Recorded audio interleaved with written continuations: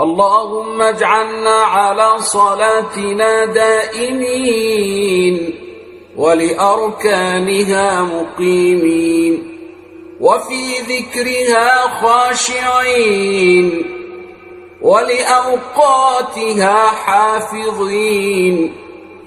اجعل الصلاة راحة لأبداننا وأمانا لأرواحنا وسكينة لأنفسنا ونجاة في قبورنا يا مجيب الدعاء يا مجيب الرجاء.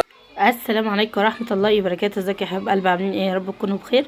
قبل اي حاجه نصلي مع بعض على النبي، اللهم صل وسلم وبارك على سيدنا محمد وعلى اله واصحابه اجمعين. جايلكم بقى النهارده بروتين خفيف كده، يا رب يعجبكم. انا قلت بقى انت عندي قمت من النوم، يعني لقيت عندي دورتين غسيل. نوم ايه؟ انا بصراحه من ساعه ما رمضان خلص وانا ما بنامش، والله العظيم ما بنام خالص.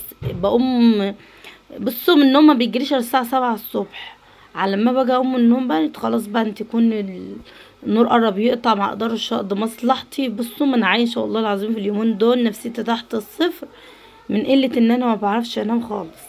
المهم بقى نخش ايه في الروتين يا حبايب قلبي.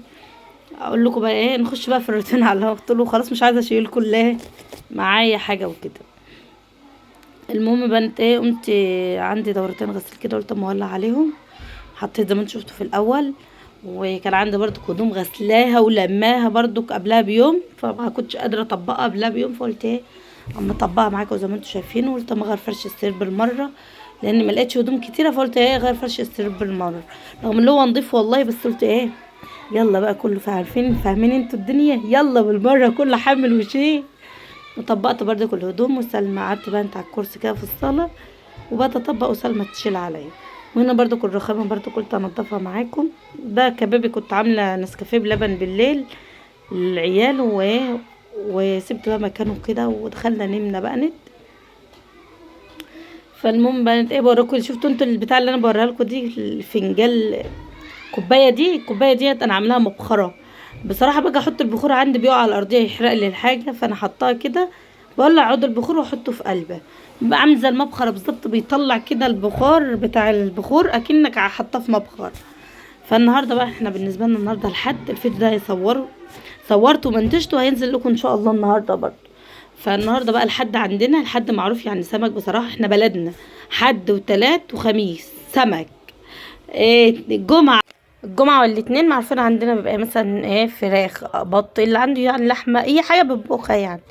فنضفت بقى معاكم النهارده الخضرة بقى انتهي.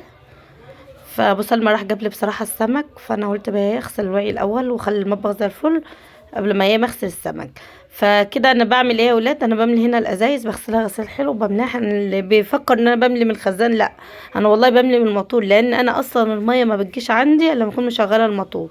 مش عارفه ايه السبب بقى، يعني مثلا اطفي الميه تكون يعني شغل الموتور الميه تشتغل معايا، اطفي الموتور الميه تقوم قطع عندي، فانا شغلي كله يعتبر من الموتور، وبغسل وبملي كله من الموتور.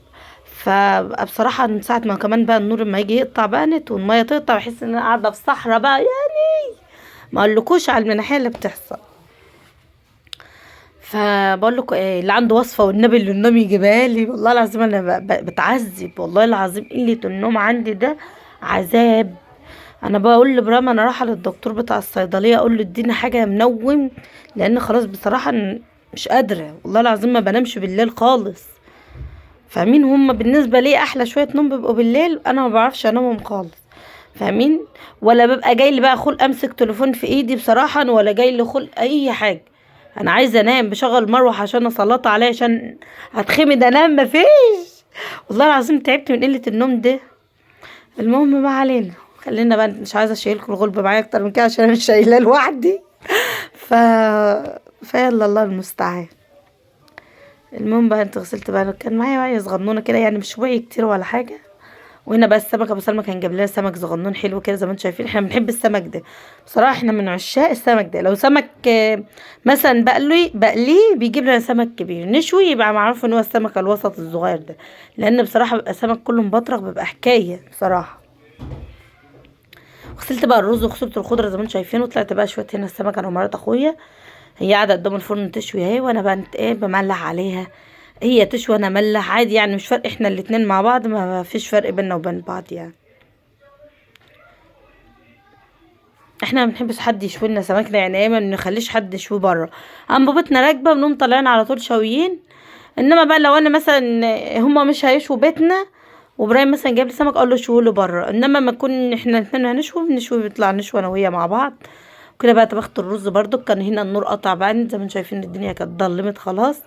بس ما حبيتش ان انا انهي الفيديو الا ما اوريكم برضو السفره بتاعتي.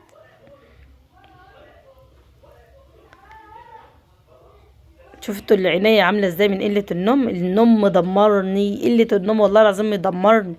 كده بقى يا حبيب قلبي كان غدانا، وكان السمك اللي كان زي اللوز ده والله العظيم كان زي العسل عسل.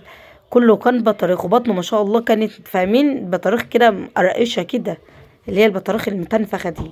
فكده يا حبيب قلبي غدانا بقى انت كده، واللي وصل معانا هنا ما ينساش يحط لايك، واقول لكم سلام.